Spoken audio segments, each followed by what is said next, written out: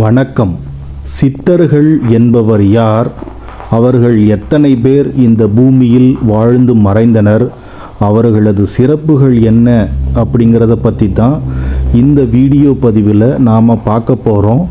அதோடு மட்டுமல்லாமல் 18 சித்தர்களுள் ஒருவரான திரு பாம்பாட்டி சித்தர்கள் அவர்களை பற்றி தான் இந்த வீடியோ பதிவில் முழுமையாக பார்க்க போகிறோம் நண்பர்களே. ஓகே, ஃபர்ஸ்ட் ஆஃப் ஆல் சித்தர்கள் என்பவர் யார் அப்படிங்கிறத ஒரு சின்ன இன்ட்ரோடக்ஷன் கொடுக்குறேன், கேளுங்க. சித்தர்கள் என்பவர்கள் இயற்கையையும் மனித உடலையும் ஆராய்ந்து அதை பற்றிய ஆழமான அறிவை பெற்றவர்கள். இவர்கள் யோகா, மருத்துவம், தத்துவம், வானியல், ரசவாதம் போன்ற பல்வேறு துறைகளில் சிறந்து விளங்கியவர்கள். அதோடு மட்டுமல்லாமல் அனைத்து கலைகளிலும் சிறந்து விளங்கியவர்கள். இசை, ஜோதிடம் போன்ற துறைகளிலும் இவர்கள் சிறந்து விளங்கியவர்களாக கருதப்படுகிறார்கள். அதோடு மட்டுமல்லாமல் காற்றில் பறப்பது, தண்ணீரின் மேல் நடப்பது, கூடுவிட்டு கூடு பாய்வது போன்ற பல்வேறு சித்து விளையாட்டுக்களை இவர்கள் பெற்றதால் தான் இவர்கள் சித்தர்கள் என்று அழைக்கப்படுகிறார்கள். அதாவது சித்தம் என்றால், சித்தி என்றால் தமிழில் நமக்குள் அடங்கியது என்று பொருள். அதாவது அனைத்து சக்திகளையும் தங்களுக்குள் அடக்கியவர்களாக இந்த சித்தர்கள் வாழ்ந்து மறைஞ்சாங்க என்று சொன்னால் அது மிகையாகாது. இவர்கள் பெரும்பாலும் சமூகத்தில் இருந்து விலகி ஆன்மீக பாதையில் தான் பயணித்தவர்கள். இவர்கள் அருளிய பல மருத்துவ குறிப்புகள் இன்றும் சித்த மருத்துவத்தில் பயன்படுத்தப்படுகின்றன. இவர்களின் காரணத்தினால்தான் சித்த மருத்துவம் என்ற பெயரே உருவானது என்று சொன்னால் அது மிகையாகாது. அடுத்ததா 18 சித்தர்களோட பெயர்களை மட்டும் இங்கே குறிப்பிடுறேன். ஆனால் பாம்பாட்டி சித்தரை பற்றி தான் இந்த வீடியோ பதிவில் நம்ம முழுக்க பார்க்க போகிறோம் நண்பர்களே. ஓகே, அகத்தியர், திருமூலர், போகர், கோரக்கர், கமலமுனி, சட்டைமுனி, சுந்தரநாதர், கொங்கணர், வான்மீகர், ராமதேவர், தன்வந்திரி, இடைக்காட்டு சித்தர், குதம்பை சித்தர், கருவூரார், பாம்பாட்டி சித்தர், அழகணி சித்தர், நந்தீசர், மச்சமுனி ஆகிய 18 பேர்கள் தான் இந்த சித்தர்கள் நம்ம தமிழ்நாட்டில் மட்டுமல்லாது சீனா போன்ற வெளிநாடுகளிலும் கூட வாழ்ந்து ஜீவசமாதி மற்றும் ஜலசமாதி அடைஞ்சிருக்காங்க. அவர்கள் இப்போ நாம் பாம்பாட்டி சித்தரை பற்றி ரொம்ப ஆழமாக பார்க்க போகிறோம் நண்பர்களே. பாம்பாட்டி சித்தர் என்பவர் 18 சித்தர்களில் ஒருவராக கருதப்படுகிறார். இவரது உண்மையான பெயர் மற்றும் காலம் பற்றிய தெளிவான தகவல்கள் இல்லை. இவர் பாம்புகளுடன் ஆடும் கலையில் சிறந்து விளங்கியவர்கள் என்றும் பாம்புகளை கொண்டு தனது யோக சக்தியை வெளிப்படுத்தியவர் என்றும் கூறப்படுகிறது. இவர் தனது பாடல்களில் உடலின் முக்கியத்துவம், ஆன்மாவின் நிலை, உலக பற்று துரத்தல் போன்றவற்றை வலியுறுத்தியுள்ளார்.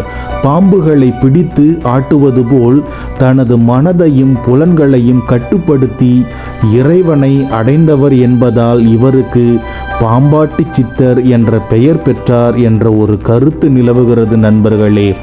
பாம்பாட்டி சித்தரின் ஜீவ சமாதியானது மருதமலை, கோயம்புத்தூர். இங்கு பாம்பாட்டி சித்தருக்கு தனி சன்னதியே உள்ளது. இது மிகவும் பிரபலமான ஒரு வழிபாட்டு தலமாகும். அடுத்ததா பழனி முருகன் கோவிலுக்கு அருகில் கூட பாம்பாட்டி சித்தருக்கு ஜீவசமாதி இருப்பதாக நம்பப்படுகிறது. அதோடு சங்கரன் கோவில் என்னும் இடத்திலும் கூட இவர் ஜீவசமாதி இருப்பதாக நம்பப்படுகிறது. அது எப்படி ஒருவருக்கு பல இடத்துல ஜீவசமாதி இருக்க முடியும் என்று சொல்லி கேட்டால் அதுதான் சித்தர்கள். ஏனென்றால் அவர்கள் பல ஆயிரம் ஆண்டுகள், பல நூறாண்டுகள் இந்த பூமியில் வாழ்ந்து மறைந்து இப்படி மாறி மாறி செயல்படுபவர்கள். ஓகேங்களா? இதனால தான் அவர்களுக்கு ஒரு இடம் மட்டுமல்ல 3 முதல் 5 இடங்கள் ஜீவ சமாதிகளாக இன்றளவும் காணப்படுகிறது. பாம்பாட்டி சித்தரை நாம் எப்படி வழிபடணும் அப்படின்னா, பாம்பாட்டி சித்தரை வழிபடுறதுக்கு ஸ்பெஷலாக எதுவுமே இல்லை. ஆனால் அவங்க கிட்ட போகும்பொழுது நம்மளோட மனசும் நம்மளோட உடம்பும் தூய்மையாக வச்சுக்கணும். அவர்களை மனமுருகி வேண்டும் பொழுது அவர்கள் நமக்கு கேட்டதெல்லாம் கொடுக்கும் வரத்தை கொடுக்கிற ஒரு தெய்வமாகவே பார்க்கப்படுறாங்க. அவரது ஜீவ சமாதி உள்ள இடங்களில் தீபமேற்றி வழிபட்டால் அந்த தீபத்தின் வழியாக நம்ம வீட்டிற்கும் சக்தி வரும் என்று நம்பப்படுகிறது. அடுத்தது மலர்கள் சமர்ப்பித்து அர்ச்சனை செய்யலாம். அவரது பாடல்களை பாராயணம் செய்து அவரது யோக மார்க்கத்தை பின்பற்றி தியானம் செய்யலாம். உடல் நலம், மன அமைதி, ஞானம் போன்றவற்றை வேண்டி பிரார்த்தனை செய்யலாம். ஆகவே சித்தர்களை நோக்கி நம்ம வழிபடும் பொழுது தூய்மையான உள்ளத்தோடு வழிபடணும் என்று சொன்னால் அது மிகையாகாது. இந்த பாம்பாட்டி சித்தர் 18 சித்தர்களில் ஒருவர் மட்டுமல்லாமல் மருத்துவத்திலும் யோக கலையிலும் சிறந்து விளங்கிய ஒரு ஞானி.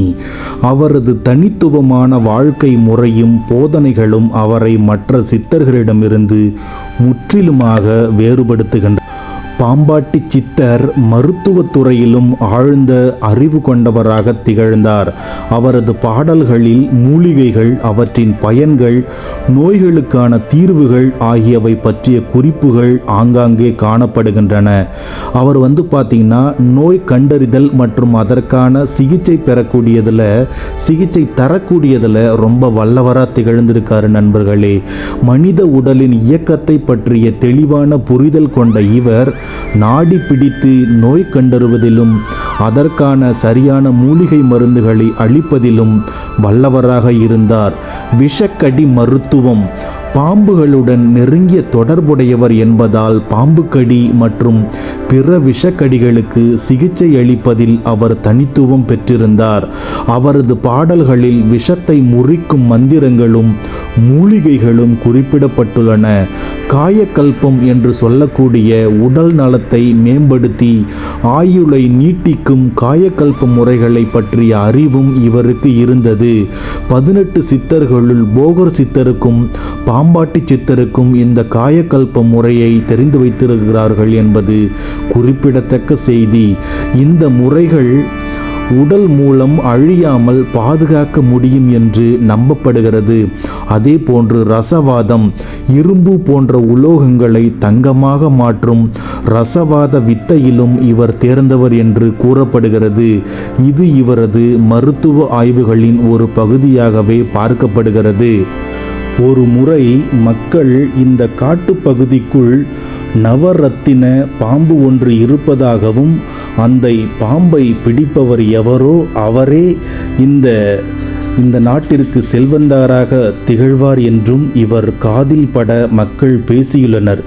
இதை கேட்டறிந்த பாம்பாட்டி சித்தர் அவர்கள் காட்டுக்குள் சென்று அந்த நவரத்தின பாம்பை தேடும் வேலையில் ஈடுபட்டார்.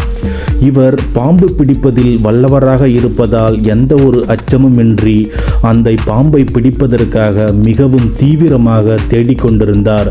அப்பொழுது அவரது முன் ஒரு சித்தர் தோன்றி, பாம்பாட்டி சித்தர் அவர்களே, நீங்கள் இங்கு என்ன தேடுகிறீர்கள் என்று கேள்வியை எழுப்பும் பொழுது, இந்த காட்டுக்குள் ஒரு நவரத்தின பாம்பு இருப்பதாக எனக்கு செய்திகள் கிடைத்தது.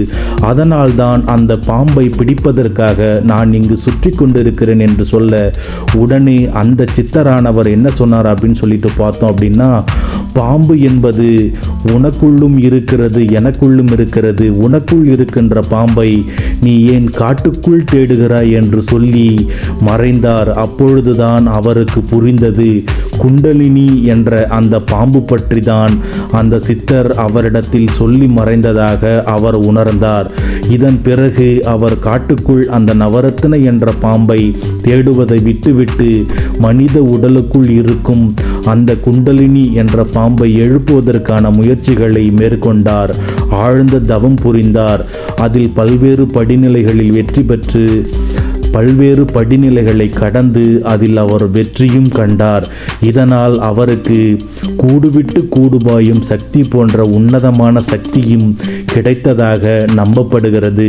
சிவபெருமானின் ஆசி இவருக்கு இருந்ததால் இவர் பல்வேறு சித்து விளையாட்டுகளை செய்து மக்களுக்கு பல்வேறு நன்மைகளை செய்தார் என்றும் இன்றளவும் கூறப்படுகிறது நண்பர்களே. அடுத்ததா இவர் குண்டலினி பாம்புகளுடன் உரையாடல். பாம்பாட்டி சித்தரின் அடையாளமே பாம்பு. இவர் வெளி உலக பாம்புகளுடன் மட்டுமல்லாமல் மனித உடலுக்குள் உறையும் குண்டலினி என்னும் ஆன்மீக பாம்புடன் உரையாடுவதாக கூறப்படுகிறது. குண்டலினி என்பது மூலாதாரத்தில் சுருண்டு படுத்திருக்கும் ஒரு சக்தி. இது விழித்தெழும் பொழுது சுழுமுனை நாடி வழியாக மேலேறி சகஸ்ராரத்தை அடையும் பொழுது ஞானம் பிறக்கும் என்பது யோக மரபின் நம்பிக்கை. பாம்பாட்டி சித்தர் தனது பாடல்களில் ஆடு பாம்பே என்று பாம்பை அழைத்து பாடுவது வெளிப்படையாக பாம்பை பற்றியது மட்டுமல்லாமல் குண்டலினி சக்தியை விழித்தெழச் செய்வதற்கான ஒரு குறியீடாகவும் பார்க்கப்படுகிறது. அதாவது அவர் தனது தவ வலிமையால் குண்டலினி சக்தியை விழித்தெழச் செய்து அதை உடலின் சக்கரங்கள் வழியாக மேலேற்றி ஞானம் பெற்றவர். குண்டலினியின் மகிமை.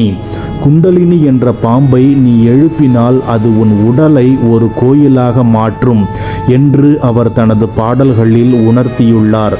ஆணவ அழிப்பு. குண்டலினி விழிப்புணர்வு மனிதனின் ஆணவம், அறியாமை, பந்த பாசங்கள் ஆகியவற்றை அழித்து அவனை முக்தி நிலைக்கு இட்டு செல்லும் என்பதை அவர் அந்த பாம்பின் மூலம் விளக்கியுள்ளார். யோக ரகசியங்கள். குண்டலினி எழுப்பப்படும் பொழுது ஏற்படும் அனுபவங்கள், அதை எவ்வாறு கையாள்வது, சக்கரங்களின் முக்கியத்துவம் போன்ற யோக ரகசியங்களை அவர் தனது பாடல்கள் மூலம் வெளிப்படுத்தியுள்ளார். கூடுவிட்டு கூடுபாய்தல். சித்தர்கள் பெற்றிருந்த அஷ்டமா சித்திகளில் கூடுவிட்டு கூடுபாய்தல் என்பதும் ஒன்று. பாம்பாட்டி சித்தரும் இந்த கலையில் வல்லவர் என்று நம்பப்படுகிறது. ஒருமுறை ஒரு அரசனின் உடலில் தனது ஆத்மாவை செலுத்தி இறந்தவரின் உடலில் இருந்து அவர் ஆத்மா என்னென்ன நினைக்கிறது, இந்த கூடுவிட்டு கூடுபாய்தல் சக்தியின் மூலம் என்னென்ன செய்ய முடியும் என்று அந்த அரசனின் மனைவி இறந்ததாக நம்பியிருந்த அவள் தனது கணவர் உயிருடன் வந்ததை பார்த்து மிரண்டு போனாள். அதாவது பாம்பாட்டி சித்தர் அவர்கள் கூடுவிட்டு கூடுபாயும் அந்த வித்தையை கற்றுக்கொண்டதன் மூலமாக இறந்தவரின் உடலில் சென்று அவரது மனைவிக்கு ஒரு பெருத்த சந்தோஷத்தை கொடுத்தார். அதன் மூலம் மக்களுக்கு எப்படி நன்மை செய்ய முடியும் என்று அவர் விளக்கினார். ஆனால் அந்த அரசனின் மனைவி தன்னுடன் நெருங்கி வரும்பொழுது நான் உன்னுடைய கணவர் இல்லை என்று பாம்பாட்டி சித்தர் அவர்கள் அந்த உடலை விட்டு விலகி மீண்டும் தனது இயல்பான நிலைக்கு வந்தார். ஆனால் அந்த அரசனின் மனைவிக்கு அவர் யார் என்பதை வலியுறுத்தி வந்தார் என்று சொல்லப்படுகிறது. தவ ஆற்றல். தனது தவ ஆற்றல் மூலம் ஒருவரின் ஆன்மா தனது உடலை விட்டு வெளியேறி வேறொரு உடலுக்குள் நுழைந்து வாழும் கலையே இந்த கூடுவிட்டு கூடுபாய்தல். இது மிகவும் அரிய சக்தியாகும். நோக்கம் என்னவாக இருக்கும் அப்படின்னு பார்த்தோம் அப்படின்னா, இந்த வித்தையை சித்தர்கள் தங்கள் ஞானத்தை பரப்புவதற்கும் பிறருக்கு உதவுவதற்கும் சில சமயங்களில் தங்கள் அடையாளத்தை மறைத்து வாழ்வதற்கும் பயன்படுத்தியதாக கூறப்படுகிறது. பாம்பாட்டி சித்தரும் அத்தகைய ஆற்றலை கொண்டு பல அரிய காரியங்களை செய்ததாக மரபு கதைகள் கூறுகின்றன. அவரது உடலை விட்டு ஆன்மா நீங்கிய பின்னரும் அவர் வேறு ஒரு உடலில் புகுந்து தனது ஞானத்தை பரப்பியதாக சில குறிப்புகள் சொல்கின்றன. ஜீவசமாதி மற்றும் வழிபாடு. பாம்பாட்டி சித்தரின் ஜீவ சமாதிகள் பல இடங்களில் இருந்தாலும் மருதமலை, பழனி, சங்கரன் கோவில் அவரை வழிபடுவது என்பது வெறும் சடங்கு ரீதியானது மட்டுமல்ல, அவரது போதனைகளை பின்பற்றி உடல் நலத்தை மேம்படுத்தி மனதை ஒருமுகப்படுத்தி ஆன்ம ஞானத்தை அடைவதே உண்மையான வழிபாடாகவும் கருதப்படுகிறது. நண்பர்களே, இந்த வீடியோ பதிவு நிச்சயமாக உங்களுக்கு பிடித்திருக்கும் என்று நான் நம்புகிறேன். இந்த வீடியோ பதிவு உங்களுக்கு பிடித்திருந்தால் உங்களது நண்பர்களுக்கு ஷேர் செய்யுங்கள், கமெண்ட் செய்யுங்கள் மற்றும் சப்ஸ்கிரைப் செய்யுங்கள். நன்றி, வணக்கம்.